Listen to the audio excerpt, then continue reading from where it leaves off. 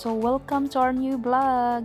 So actually this is a very late upload, guys. So this was last 2 weeks ago, and the name of the place is Franklin Furnace KOA Campground. So this is where we camped last few weeks ago, and I took a video because it's beautiful. So we went right here at their dog park. Actually, it's pretty good sized dog park.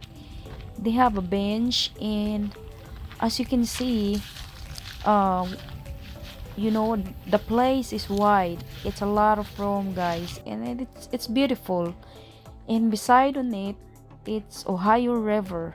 As you can see right there, I took a video on the river. It is so beautiful, look.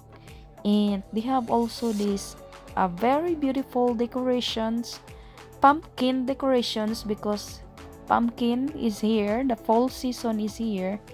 And at the rest of the day, I enjoyed over there going down to the river, and it is so peaceful, guys. So I hope you enjoyed it. Bye.